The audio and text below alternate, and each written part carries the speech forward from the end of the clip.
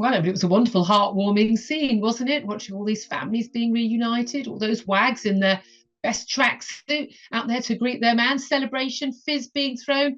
It was wonderful. Well, not so wonderful for us who had to watch 1,700 ex-cons being let out of prison after just serving a fraction, 40% of the sentences they've been handed down by judges. But it was all such a big lie. First of all, we kind of expected someone sentenced to, I don't know, 2 years or 6 months, whatever it is, that's what they'll serve. No, they serve a lot less than that. But also, we were told that, yeah, prisons are overcrowded. We're going to have to let 1,700 people out. But don't worry, there's going to be minor criminals, petty criminals. It's fine. Except, of course, they weren't. There were people there who had been convicted of being involved in the killing of a teenager with a machete. There were people who were there for assault on women. There were people there who had no business being out on the streets. Although I rather admired the honesty of one lad who was very clear. He said, basically, there's a 99% chance I'll be back inside very soon. So it's good to know there is honesty amongst thieves. Well, I mean, the celebrations that were carried out by those lags who left there, with their fag in their hand, their possessions in a bin bag, and fizz being sprayed over them. One of them being met by his mates in a Lamborghini. I wonder what he does for a living. What that celebratory mood wasn't quite matched by the rest of us, was it? Because we're thinking, oh, great, these guys are back on the streets, and I wonder what these guys will do. We know the reoffending rates in this country are sky high. We know that people who come out of prison often have no job to go to, haven't got literacy skills, they're on drugs, they're going to go back exactly to the same people who they were with before they went into prison, and they're going to return to a life of crime. So it's just a matter of time before a lot of these men go back behind bars. But the key thing for us is, while they are free on the streets, we're not free on the streets, because we have to live among these people. We have to exist. We're the ones who are going to, have our bags snatched, who are going to have our homes burgled, our cars broken into, our homes broken into, you name it. The people assaulted by these people, even killed by these people. And so it's all very well these people celebrating and their families celebrating it being reunited, but it was no celebration for the rest of us.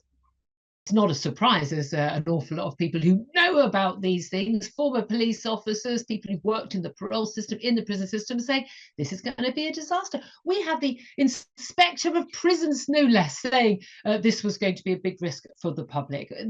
There is no doubt at all that this is a bad move. And what I find extraordinary is the people who are also supposedly experts in the criminal justice system who say, I don't know what the big deal is. These people will be let out after halfway through their sentence anyway, 50% of their sentence or 40% of their sentence as it was on Tuesday. What difference does it make?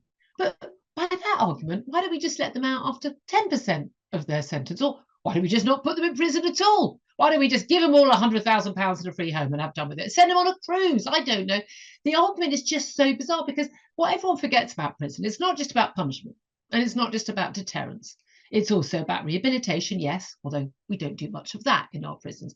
But the number one job of prison is protecting the public, because while someone who kills or rapes or steals or shoplifts every day is off the streets, behind bars, they're not free to commit crimes. It is really that simple for the rest of us. I mean, we might not be supposedly experts, but we know that. The obvious solution is that we should build more prisons, but like building more houses, we never actually do that. And Labour are quite fair to blame the Tories. 14 years in power, they didn't build enough prisons.